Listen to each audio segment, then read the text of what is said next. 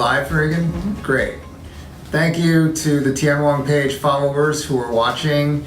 We're just waiting for Jonathan with the Center for Advancing Innovation to make the webinar live, and then we can simulcast together. We're going to go for about a half an hour and then 15 minutes of Q&A, so if you have any questions at all, you can comment on the Facebook page dialog box, and we'll try to get to the questions. Jonathan, just let us know when you're ready. Great, we're ready to go. So thank you very much, everyone, for joining us today on today's webinar. With us, we have CAI's advisor, Tian Wang.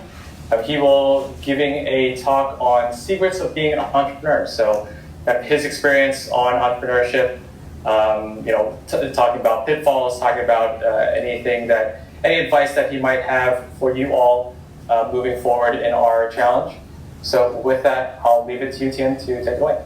Well, Jonathan, thank you, and thank Rosemary also for the opportunity to do the webinar. And I'm really looking forward to learning more about some of the great companies that are tuning into the webinar and some of the entrepreneurs and being able to potentially mentor them. So my background is essentially call centers and CRM. I had a business that we built from scratch, got private equity funded, grew the business organically, and then we bought a couple companies and then sold it to a public company. At the time of our sale, we were one of the top 10 largest privately held call center CRM companies in the country, and we were servicing a whole bunch of famous international brands, and we had 2,000 employees and 80 million in run rate revenue, and the company then subsequently, after we sold it, grew to over 2 billion in revenue, and it's now one of the largest call center operations in the world. And what I'm going to do today is just kind of talk about what I view as, it says secrets of being an entrepreneur. I mean, there's so many different paths that can be taken. There's not one path, there's not one textbook way to be an entrepreneur. There's different ways you can go depending on your personality, your resources, your team, and so on. But from my perspective, what I've found to be very, not secret, but keys to increasing your odds of success. So just to start out, we're going to advance to one slide. So what's an entrepreneur? So my definition of an entrepreneur is someone who envisions and creates, using limited resources, a positive outcome for her or his customer. So an entrepreneur does not necessarily mean somebody who's building a software business with another partner in a garage. It could be someone inside of an organization, it could be someone inside a university, someone inside a classroom, someone inside of government. In my mind, an entrepreneur is anyone who fits that definition. So you're using your creativity, your vision, and all of your natural talent to create positive results and outcomes for your customers. And your customers could be anyone, not just a paying customer, but a stakeholder. It could be a director, a mentor, it could be a friend, a family member.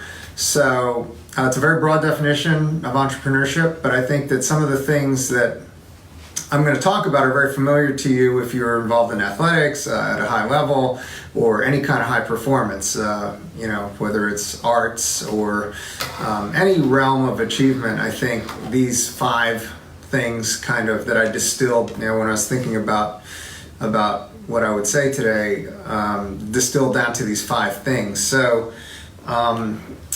without further ado, the first one is the can-do attitude, which is a cliche, and everyone talks about, quote, attitude is everything, and how it's really important to always be positive. And the reality is that it's true. So it is a cliche, but it's a very true one. And I put it number 1 because in my mind, it all starts with your attitude. If you don't have a positive can-do attitude at the outset, you're destined to fail. Absolutely destined. And if you think you can do it, then you have a good chance of achieving the goal. This is critically important as you're building a business in terms of setting the tone for your organization. If you are the founder or one of the co-founders, your team will be looking to you for leadership. And the team can sense when you're not being positive, when you're being negative or when you're being fearful. They can also sense when you're being optimistic and positive, and is absolutely critical in high-performance organizations to maintain and build this can-do attitude amongst the team members. So even though it's cliche, it's certainly something that I've found in lots of companies that I've served on the boards of or invested in, and my own businesses as well. So it's always important as you build your business to keep this at the forefront, tattoo it to your brain, I like to say, and always show up with a positive can-do attitude. And if you're not feeling positive, then don't go to the office, and because you're going to demoralize your people. So critically important is attitude. That's number one. I also want to say on this webinar, we're going to talk for about 30 minutes or so. And then after that, we'll open it up for questions. And those of you who are on the webinar, just, I think, Jonathan, you're able to handle questions, right, through your console? That's correct. Okay, perfect. So just let Jonathan know if you have any questions. You know, no limitations on what you want to ask. The next item is extremely important. I put it right behind attitude. It's customer first. You guys are all building companies. I know we have a lot of people on the webinar who are entrepreneurs, and some of you are scientists that have developed great inventions that you want to productize. Some of you are serial entrepreneurs. Some of you are new entrepreneurs. And you're trying to build a business. Well, the one thing that you need to have a business, more than anything, the only thing, is a customer. I mean, you can have money, you can have product, you can have people, you can have capital. You can have great everything, but if you don't have a customer, you don't have a business. So you have to start with the entity that's giving you the ability to pay your bills and make payroll, and that's your customer. So if you don't put your customer first,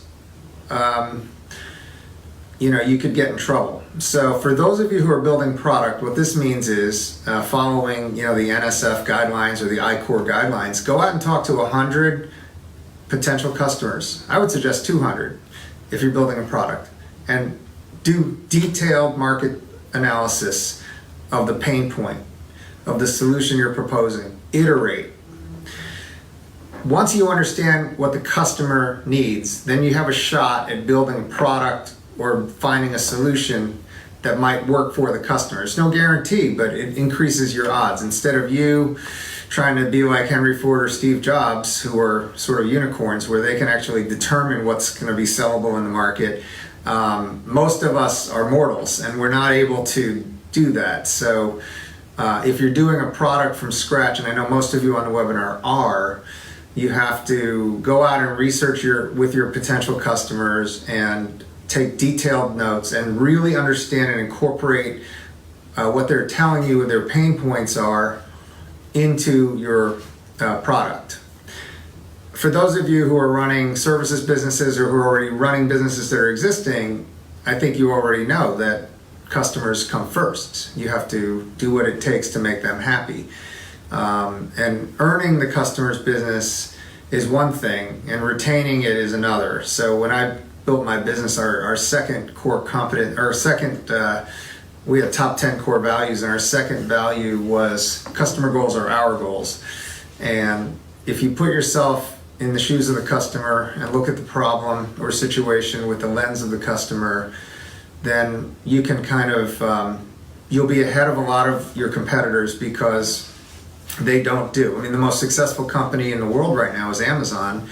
And Jeff Bezos, the CEO, when he has a meeting, he has an empty chair at the table, and the empty chair signifies the customer. The customer's that's not in the room. So it's worked for Amazon. It works for everybody. So customer first, whether you're doing a product, a service, whether you're a complete startup or an existing business. The third thing is to be outcome focused, and that means focusing on the goals. Too many people, in my experience, get caught up in minutia and things that are completely superfluous, that are not core to their business. And I think that if you want to run a successful business, you have to dashboard what are the key metrics of your business and measure that stuff on either a daily or an hourly basis or even monthly. In the call center world, we're monitoring our call volumes and our utilization on almost on a per minute basis. That's one metric that was very important to us. So it depends on the business that you're in, but the key point I'm trying to make with being outcome focused is, you have goals for your team, you have financial goals for your company, you have customer goals that you want to hit for your customers. Whatever your outcomes are, you have to stay focused on the outcome. And the reason it's important to stay focused is I see a lot of entrepreneurs fail because of lack of focus. They get caught up in, what chairs should I buy? What color do I paint the office? What's the font on my business card? What colors should my logo be? I mean, that's all fine and it's great, but it's not really core to the essence of what you're trying to do. And as an entrepreneur, you have limited resources. You have limited people, limited capital, limited everything. And you have to be very, very efficient about where you deploy your limited resources. And if you deploy your resources towards goals and outcomes directly, we used to have a sort of a rubric, if you will, at CyberRep, where if it didn't fit one of our 4 pillars, then we have to ask ourselves, why are we doing it? And the 4 pillars were customer satisfaction, employee satisfaction, revenue growth, and profitability. So if I were doing a task and it didn't directly impact any of those 4 pillars, myself, my management team, we would sit there and say, why are we doing this? Does it apply to that? And, it just helps. There's a lot of noise out there. This helps you focus more on the signal rather than the noise. And success in entrepreneurship, as many of you know, is success in athletics, the Olympic athletes, whatever, they're focused. You have to be very focused on your objectives. So while this it's easy to conceptualize, it's very hard to do. Like how many of you are on this webinar and you're checking your email or you're sending text messages, right? I mean, it's very easy to get distracted. I'm not saying it's bad. I'm just saying it's easy to get distracted. So if you can make sure that your company culture has a culture of focus on outcomes, you'll increase your chance for success. The next one is very important. I call it never quit or relentless persistence. Entrepreneurship is the hardest thing, probably the hardest thing you've ever done or ever will do. And it's not hard necessarily from a physical or intellectual basis. It's hard psychologically and emotionally. What rarely gets written about is the psychological toll that entrepreneurship has on an entrepreneur. The great entrepreneurs are able to withstand a lot of mental punishment, for lack of a better word. They're able to handle the ups and the downs that comes with having a business. Some days are tremendously bad days, and some days are incredibly great days. And the best entrepreneurs I see are able to manage their emotions and also project their personalities onto their team and their company in a way that allows for them to not get out of control. So again, if you look at a successful football team or a successful basketball team, it's the same kind of thing. You're managing, you're trying to control, handle the bad things in the best way you can and try to look forward and get over those hurdles. And you're also trying to handle the great stuff and not get too overexcited. This is not good emotionally if you're an entrepreneur. You want to sort of be as steady as possible. Not everyone can be that way. A lot of this is genetic. You're born a certain way. And as long as you're self-aware of where you're strong and where you're weak, you can you got to be tuned into this thing so that when you see trouble coming, it's going to affect you emotionally. You want to put in place methods to identify that you're going to have some of these emotional ups and downs, and B, some tools or some tricks to trigger you out of a funk if you're in a funk, for example.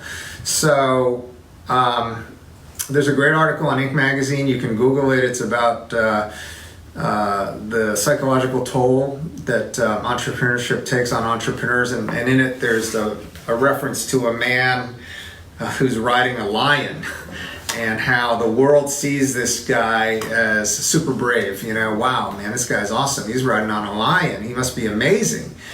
And the guy on the lion, his perspective is, how did I get on this lion and how do I get off? So, not enough of this topic is covered in the media, unfortunately. Media likes to glorify all the successes, all the great, A and B rounds, all the IPOs, all the great press, but this is really super important because too many entrepreneurs fail because they quit too early. They don't have the passion or the grit, if you will, or that sort of persistence factor that allows them to wake up every single morning, even when it's a bad day, and go out there and just try to crush it no matter what. And you have to figure out ways to maintain that passion so that, passion is sort of the fuel to maintain your, persistence. And persistence is critical. If you're, there's so many entrepreneurs that have succeeded that could have quit earlier, that they just hung in there. And someone said, success is 90% showing up or 99% showing up. And that's kind of true in a way. If you just keep grinding and grinding and grinding, then luck will come your way. Opportunities will come your way, and then you'll be able to sort of, stair-step your way into a success pattern. So anyway, I don't really hear, I read a lot, I hear a lot of conversations about entrepreneurship. I seldom hear somebody go out there and say, hey man, this is really, really hard. It's going to batter the hell out of you. It's going to affect you in so many ways that you have no idea how it's going to affect you. But the stress level, you have to be very tolerant of the stress. And I think that, as long as you're aware of it, and as long as you have ways to deal with it, that's great. And by not quitting, you increase your chances for success. And some people say you got to cut bait. Okay, yeah, you do. At some point, you do have to cut bait, but you have to really feel like you've given it everything you have, and relentless persistence. So not just being persistent, but being relentlessly persistent. Over the top, if you will. I mean, the great entrepreneurs that I know are relentlessly persistent. So that's my fourth key. And then the last key is continual improvement or lifelong learning. And why is this important? Because in today's environment, with the changes in technology and the flux in the market, and as the world gets connected, then more and more smart people get into the fray. The more smart people in the fray, the more competition you're going to have. Everything's getting more difficult. It's getting harder and harder to make sales, to provide value, to differentiate in the marketplace. So how do you counteract that is by continuing to improve your craft, continuing to improve your products, continuing to improve your team. And if you have this lifelong learner mentality, that really serves you well, because you're going to be curious by nature and you're going to do this on your own. If you are not a curious person or don't have this lifelong learning factor, then you're at a big disadvantage, because you might be king of the hill today, but tomorrow's a new day and you might be knocked down. So continual improvement keeps you on the top of the hill. And one of the key things that we look at when we hire people is, are they curious? Are they a continual improvement person? What kind of books are they reading? What kind of things do they do in their spare time? And that is just pays off in so many ways when they start working, with our organizations. You see them sort of solve problems on their own. Curious people are very resourceful. They're able to, again, as an entrepreneur with limited resources and limited capital, you need resourceful people on the team. And if the people are not resourceful, then if they're not curious and continual learners, then they'll probably not be as resourceful, and therefore maybe cost the company more, or you might miss an opportunity. So you want to get into this mindset of always getting better. I hear some great athletes that if I can improve 1% every week or 1% every month, and over time, they have great careers and they keep improving. And in business, it's the same thing. When you achieve one metric, then raise the bar a little bit and keep raising the bar on the various outcomes on your dashboard. And I think you'll find yourself, as long as you're constantly improving, you'll find yourself better off than most. I think that's it for my comments, Jonathan. And I just wanted to keep this high level initially, and just kind of give my thoughts on what I've experienced in my almost 40 years of doing business. And I'm open to discussions and Q&A now. So feel free to fire away if there's anybody out there. And I have my contact information on this page right here. So feel free to email me or tweet me or snap me. Those are my social media handles. So I think I'm done with that right now. So Jonathan, I'll let you fire away. Great, thank you. And as Tian mentioned, teams, if you have any questions, just please type it in the chat box or on Facebook if you're on Facebook, and we will get your questions over to Tian. First question we have is, you were talking about, on your topic about outcome focused, the concept you talked about, is it similar to the concept of the North Star metric? Okay, when you say North Star metric, what are you talking about? Like Stephen Covey's North Star, or? Right, the concept that in order to have sustainability or long-term growth, you need to determine like the single most important metric for your particular market. Right. So yeah, the North Star, the one thing, absolutely. There's no such thing as having a to-do list of 100 items. And the word priority actually originally was I believe it was a Latin word, and it was meant to be singular, never plural. So us using the word priorities is not consistent with the person who invented the word priority. Priority means one thing. Absolutely, one thing I do every morning is I know the one thing I got to do today, and I know the top 5 things I need to do today. And if I get 4 out of those 5 done, I'm happy. So when I'm saying outcomes, I'm talking 2 things. So from a very big picture standpoint, you do need a North Star to guide you. And absolutely that should be your goal, whether it's a computer on every desk, for example, which Microsoft's motto used to be, or something big and easy to sort of understand, and most importantly, something that's easy to communicate to your employees and stakeholders, but also outcomes from day to day. So I'll give you an example. If I'm flying to Los Angeles, my North Star is I'm going to fly from DC to LA. But the outcomes, the dashboard, is the instrumentation. How fast am I flying? What direction? What's the wind speed? How much kerosene am I burning? So using that metaphor, you have a big picture goal, which is the end goal, the outcome, to get to LA, and then you have a series of things that you need to do. What elevation am I going to fly at? How do I pressurize the cabin? Et cetera, et cetera. So I hope that answers the question. Yes. Oh, great. Question from you. Yes.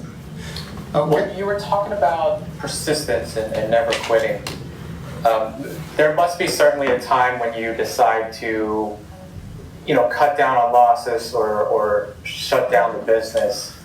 Do you have a criteria for when that should happen? Without having the team or the entrepreneur kind of spend all the resources on something that might not turn out.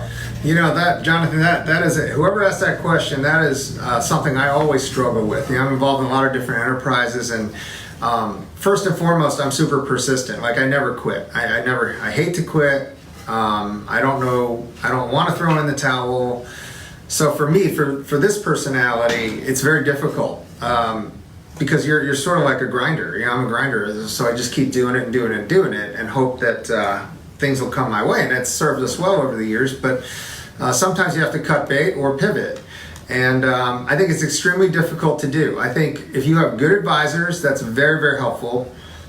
I mean, my advice that we do is follow the customer. What is the customer telling you? Are they telling you that this product should be green instead of red? Then make it green. Should it be sweet instead of sour? Make it more sweet. Pivots, I think, can be a direct function of your customer's input, or input from advisors, who are very, very knowledgeable about the space. That's a great question, and I wish I had a really good answer for that, but I don't. I think that some of it is gut feel. There's some people out there that have just incredible sense of the market or timing or customer, and they're able to feel, okay, this isn't working, but that will, and boom, it does. And then there's other people that sort of take a scattershot. They sort of pivot their way to success. So they make changes and tweaks and they tack and kind of change, and eventually they get some traction and they hit success. So I don't know if there's one answer. I think it's highly situational. I think I think a lot of introspection is required of the entrepreneur and their core team, board members and advisors, absolutely. And then at the end of the day, I hate to say it, but it's at least 50% luck. So, but if you keep trying, you're going to get lucky, So that's the good news. You just gotta hang in there. The longer you hang in there, the luckier you'll get. Great. And you want to take the face? Oh, go ahead, Um, Jonathan. Yeah, when you're talking about pivoting, should entrepreneurs always have sort of a pivot in mind, or have some sort of contingency? And I guess more broadly, how should teams approach risk and mitigation? Right. There's two schools of thought. Okay, I think school of thought A is traditional. It's an entrepreneur's mentality.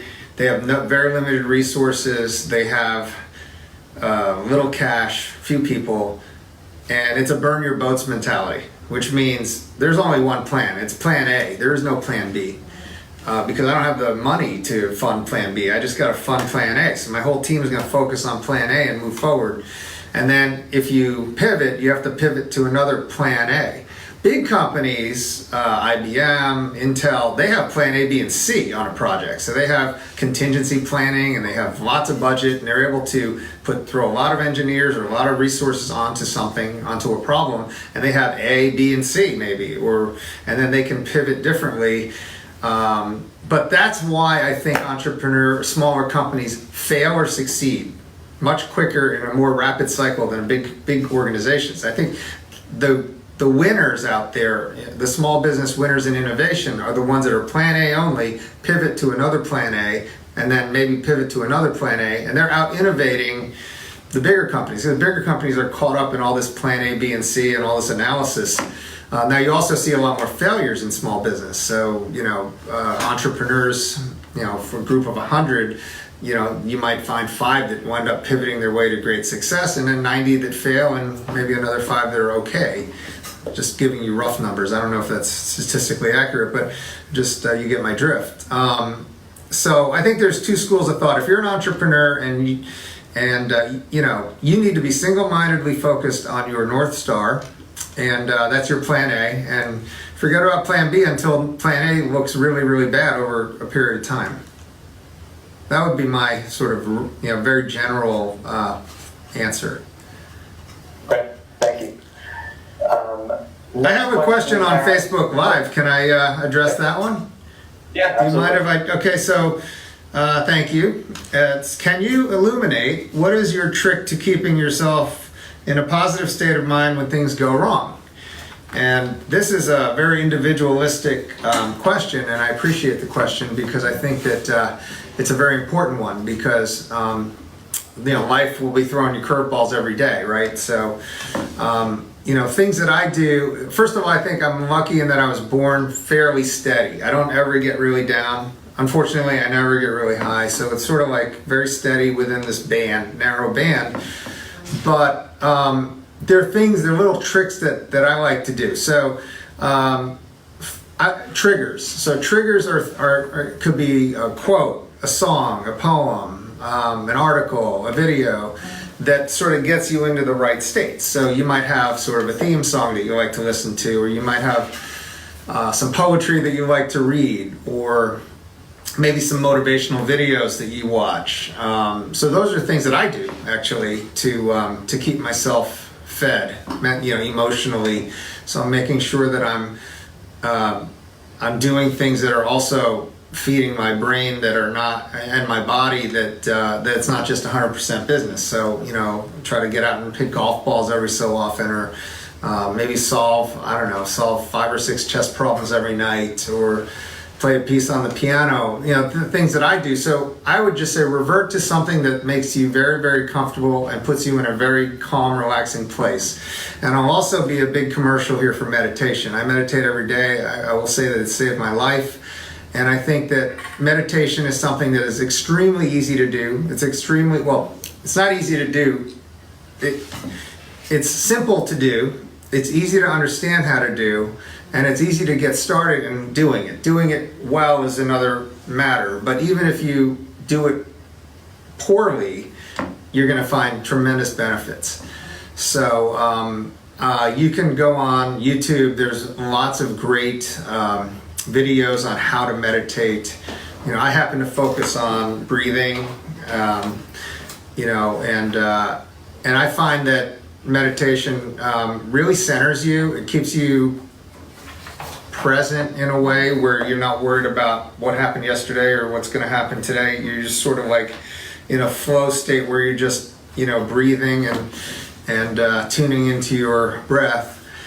And even though it sounds silly, it does work. I mean, it works, and there's a lot of scientific proof that it works. So for those of you who I recommend try it out for 3 weeks and see if you can do it, and do it every day. You know, I do it in the morning. I mean, you can do it anytime as long as you just do it. And it doesn't have to be for an hour. It could be for like 5 minutes even, or 7 or 8 minutes is enough. The benefits you get from meditation are tremendous. You know, you can just Google it and look at the research. So that's another way to sort of get out of that funk.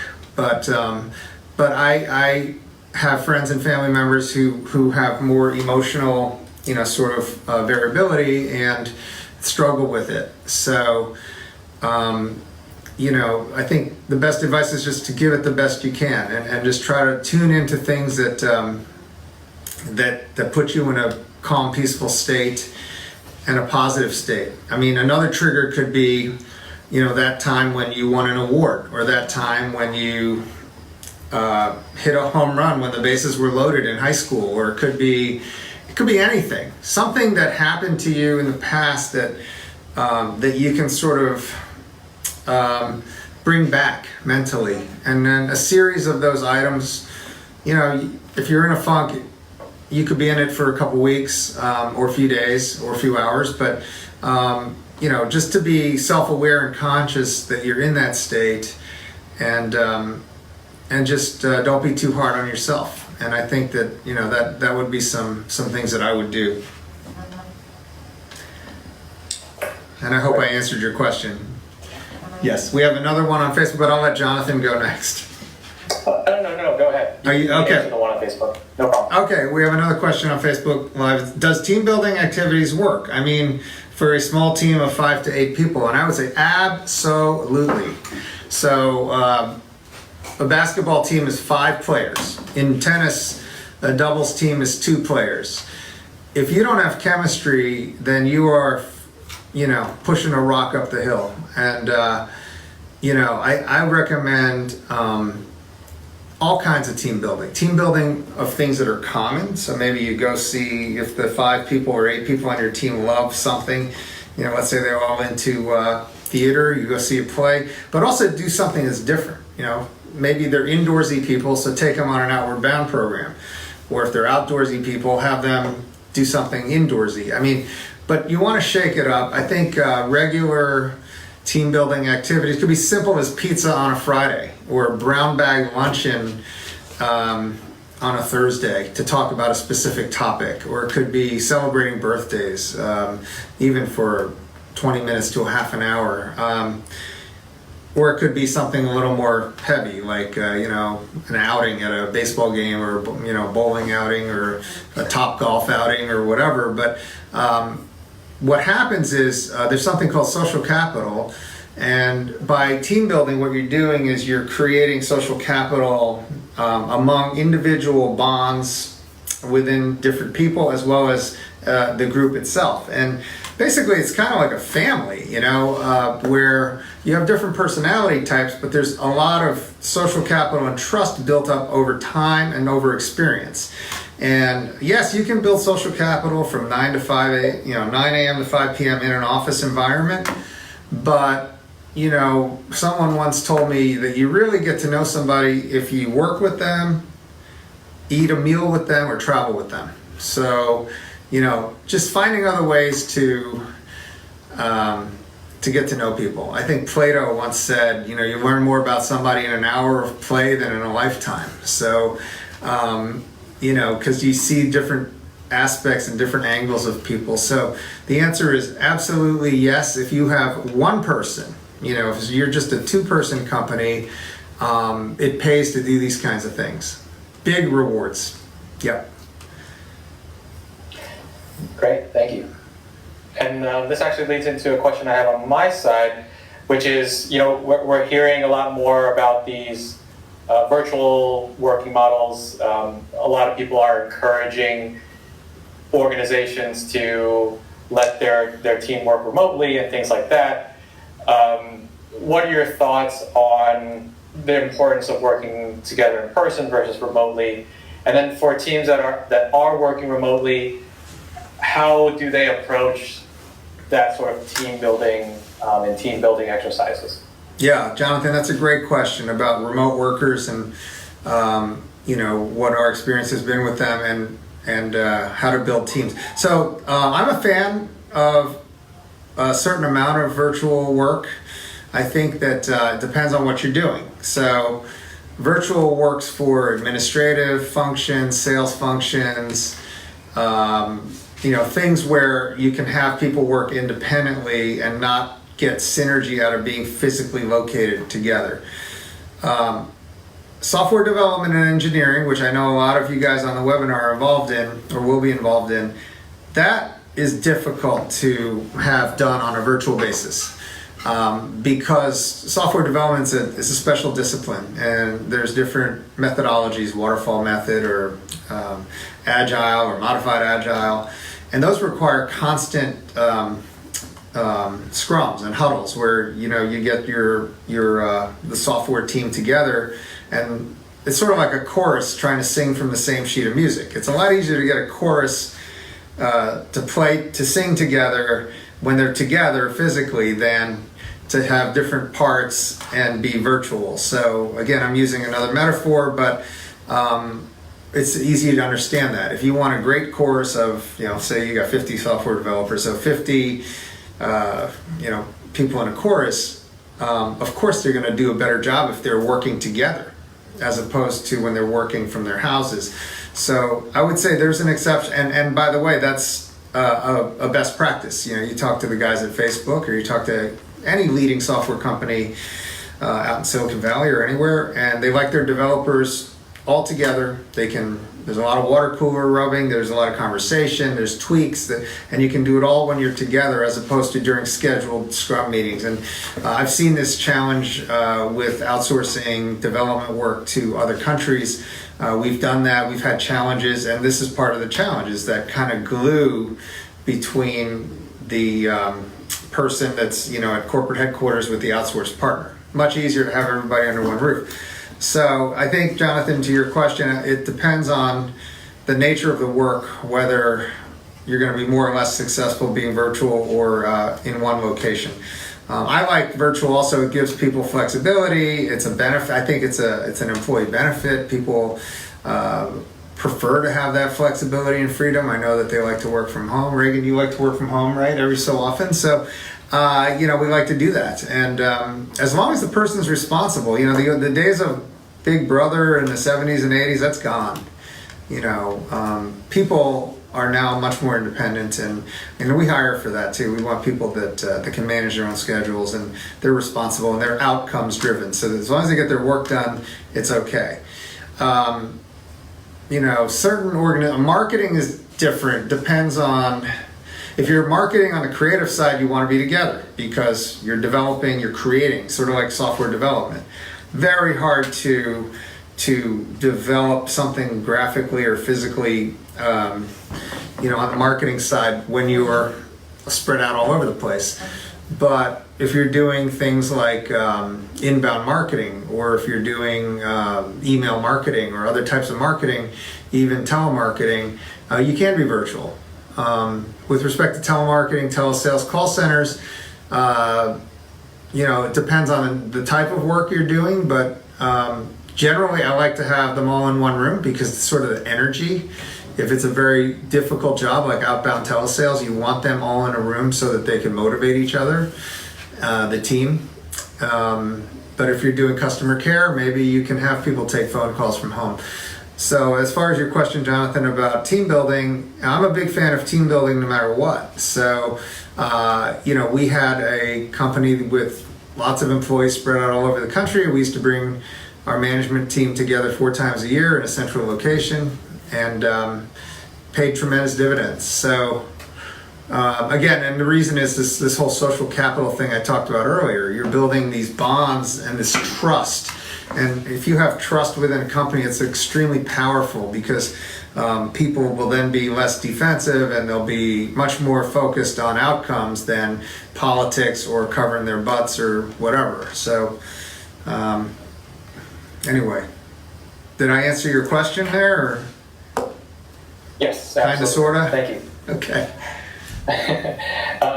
Let's see, we have a question here. Is there any one particular book or author that you found to be exceptionally helpful as a young entrepreneur? Is there something I would recommend now, or is there something I read in the past that I would recommend? I would say... Or you want me to say both?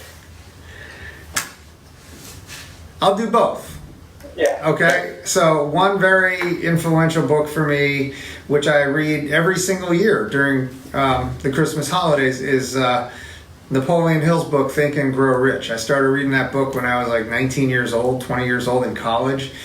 And I found that book to be very valuable on a lot of levels. And it's not about getting rich. I think it should be called Think and Grow, Think and Have a Rich Life is how it should be retitled. But Hill was actually doing the research on wealth and successful people, but what's in that book is a blueprint for how to live your life. And I would recommend that book very highly to anyone, not just an entrepreneur, but someone who's trying to achieve anything in life. And it's a great book, and it's a kind of book that you want to reread over and over again. It's not something that you just kind of read and forget about. So that was very influential on me, and I would recommend that to everybody. With respect to 2 books today that I would find extremely valuable would be a book by Robert Cialdini called Influence, and he talks about the motivations of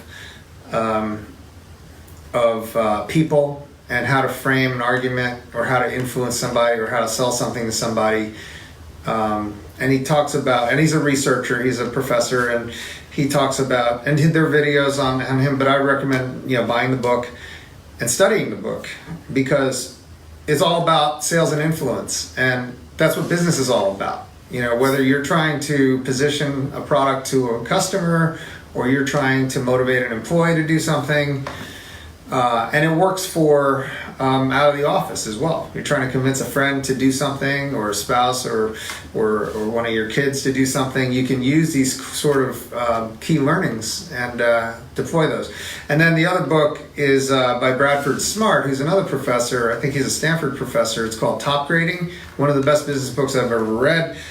It worked. I would recommend it once you get to maybe 20 employees. Because you can see the benefits of that book are tailored more to companies that are like 20 to 1 million employees.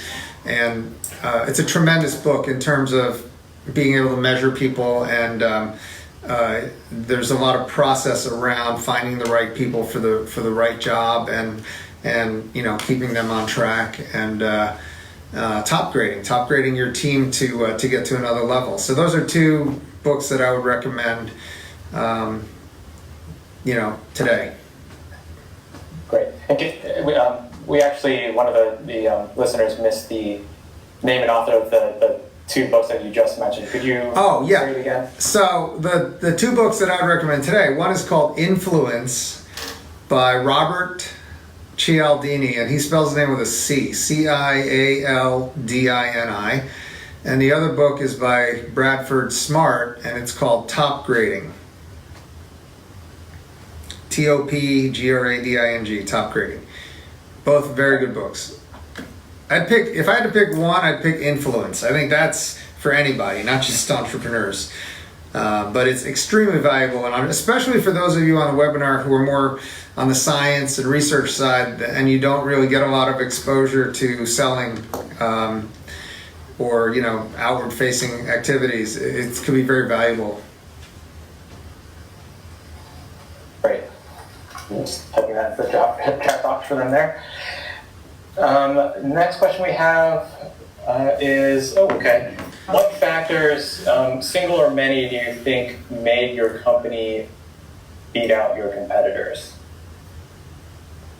What factors, single or many, made our companies beat out our competitors? Yeah, so putting aside luck, and I do want to give Lady Luck her, 70% of the credit. I really do. I think we got very lucky with customers. We got lucky with having some great people. And I know you make your own luck. And I don't mean blind luck or dumb luck. I'm talking about, taking advantage of opportunities that show up. I do want to give Lady Luck a lot of the credit. But if you take her out of the equation, the non-luck factors, I think number one would be sort of our relentless commitment to our customer goals. And that was just ingrained in our DNA, company's DNA and culture to this day. If we had to pick one core value, that would be it. It would be relentlessly pursuing, relentlessly helping our customers achieve their goals.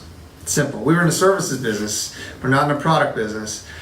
But I would say that we did it cheaper, better, and faster than anyone else.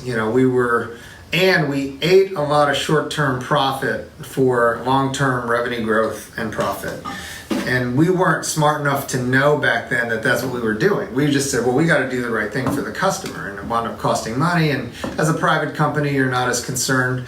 The customers, if they're a good customer and a scalable customer, they really appreciated what we did because our competitors wouldn't do that. Bigger companies have a process, they have a box, they are very disciplined about how they change their service offerings and change their scopes of work. And in our case, we were very flexible. I said, okay, we're going to do this, this, and this. We're not going to charge you for it because it's the right thing to do. Whereas the other larger companies would say, well, let's look at the contract and let's look at the provisions, and they get the lawyers involved. So I think just being flexible and being totally attentive to our customers was the reason we succeeded. Great. Thank you. Sure. And then, are there any other questions at the moment?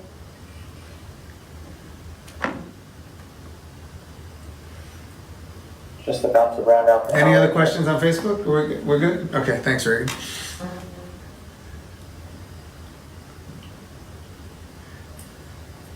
Okay, I think that's it from the teams. So with that, thank you so much, Tien, for your webinar. It was extremely informative, extremely valuable. I'd say one of our best webinars to date. So thank you so much for being here and providing us the webinar. Appreciate it. Thank you for the opportunity. I wish you guys all the best. You got my contact info. So as you know, I'm involved with CAI. So if you have any additional questions or follow-ups, feel free to let me know. Thank you guys and good luck. Great. Thank you. And thank you, Facebook Live. You guys are awesome.